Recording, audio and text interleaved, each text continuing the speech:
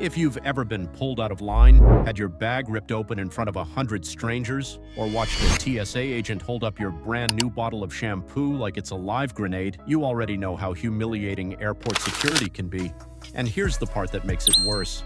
Almost none of that had to happen. Not because you did something illegal, but because nobody ever actually explained how this system works. Not the watered-down version your cousin repeats because he flies all the time. The actual mechanics behind it. The stuff TSA agents themselves wish more people understood because it would cut their workload in half and cut your stress down to almost nothing. So today, I'm not just giving you a list of rules. I'm going to explain the logic behind why TSA does what it does, because once you understand the reasoning, you stop guessing and you start moving through airports like someone who's done this 1,000 times.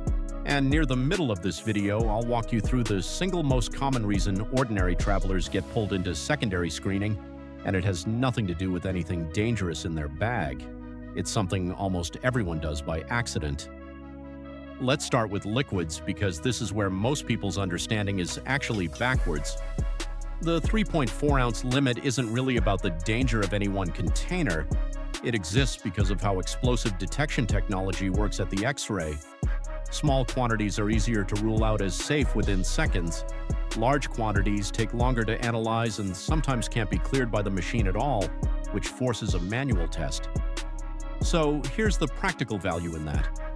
If you're ever unsure whether something will cause a delay, the question isn't, is this dangerous? It's, can the machine clear this fast? Gels, pastes, and anything that doesn't sit flat and scan cleanly like a half-melted candle or a jar of honey will almost always trigger a secondary look even if it's under the size limit, because the machine can't get a clean read through it. Now here's something almost nobody knows about medical liquids, and it goes beyond you're allowed to bring insulin. You are legally allowed to bring medically necessary liquids in quantities greater than 3.4 ounces, and you're also allowed to bring accompanying supplies like ice packs, gel packs, and cooling elements to keep those liquids stable, even though gel packs would normally be treated as banned liquids on their own. Most travelers with medical conditions don't know this, so they either leave critical supplies behind or panic when a frozen gel pack gets flagged. Declaring it up front, out loud, before it goes through the scanner is what makes the difference between a 10-second nod from the officer and a 15-minute bag search. Let's talk about powders, because this is a newer rule that catches even experienced travelers off guard. Anything powder-based over 12 ounces gets pulled for additional screening, completely separate from the liquid rule. This exists because certain explosive materials can be disguised as powder, and current scanning technology can't always distinguish protein powder from something dangerous just by density and shape alone.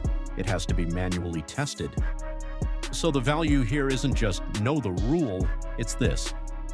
If you're traveling with any large powder container, put it in a spot in your bag that's easy to access, not buried at the bottom under 3 layers of clothes because you will be asked to pull it out. Here's one that surprises people constantly because it goes against instinct. TSA allows a lot more sharp items than people assume. Scissors under 4 inches, most tools under 7 inches, they're permitted in carry-ons. Meanwhile, what actually gets confiscated most often isn't a knife somebody smuggled in on purpose. It's disposable razors with detachable blades, seemingly harmless items people forget are even in their bag. The pattern TSA agents see over and over is that intentional threats are rare. Forgotten items are common. So the real value here is a habit, not a fact. Run through your bag the night before, not the morning of, because rushed packing is what actually causes confiscations, far more than genuinely dangerous items ever do. Now let's get into electronics, because there's a detail here that most people never connect. Larger electronics need to be removed and scanned separately because their dense internal components, batteries, circuit boards, and wiring can visually obscure other items behind them on the X-ray image. It's not about the electronics being dangerous. It's about them blocking the agent's ability to see what's stacked behind or underneath them, which means if you pack a laptop directly on top of, say, a tangle of cables and a portable charger, you're almost guaranteeing a manual check, even with nothing wrong in your bag. Separating dense electronics from each other inside your bag, not just pulling out the laptop, is what actually speeds up your screening. This brings us to the biggest hidden reason people get pulled aside, and it has nothing to do with what's in the bag. It's how the bag is packed. When items are compressed too tightly or stacked directly on top of each other, the X-ray image becomes layered and unclear, and agents can't visually confirm what a shape actually is. That ambiguity, not the item itself, is what triggers a manual search more than almost anything else. The fix is almost stupidly simple. Keep dense items spread across the bag horizontally instead of stacked vertically, and leave visible gaps between electronics, liquids, and anything metal. A bag that scans clean moves through in seconds. A cluttered one gets opened by hand every time. Let's talk about something that's legal but widely misunderstood: firearms. You can absolutely fly with a firearm, but the process has to start at the check-in counter, not the security checkpoint. It has to be unloaded, locked in a hard-sided case, and declared to the airline before you ever approach TSA. If a firearm shows up at the checkpoint without being declared beforehand, this stops being a paperwork issue and becomes a legal one, sometimes resulting in on-the-spot fines that reach into the thousands of dollars, or an arrest, and almost always a permanent flag on your travel profile. The people this happens to aren't smugglers, they're regular travelers who forgot what was zipped into a laptop bag pocket months ago. Food is another area where the actual rule surprises people. Solid food is unrestricted, but solid is defined more strictly than you'd think. Anything that spreads, anything with visible liquid content, and anything that changes shape under pressure, like peanut butter, salsa, or a soft cheese, gets classified as a liquid or gel, regardless of what it's made of. This is the rule that quietly ruins more homemade meals and souvenir food purchases than any other item on this list, and the value here is simple. If you can spread it with a knife, TSA treats it like a liquid. There's also a detail almost nobody knows about self-defense items. Pepper spray is allowed, but only in checked baggage, and only below a specific concentration and size limit, roughly 4 ounces with no more than 2% active ingredient.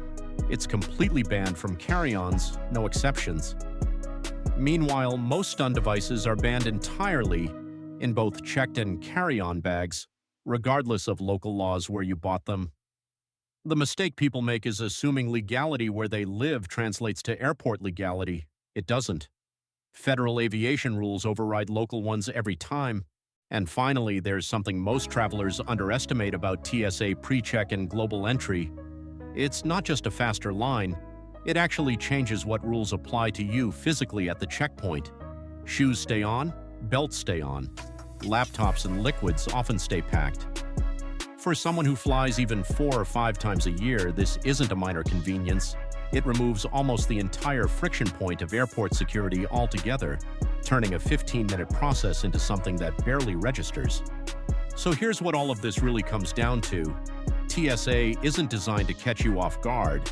It's designed around patterns, how X-rays read density, how liquids behave under scanning, how packing habits create visual noise agents have to manually clear.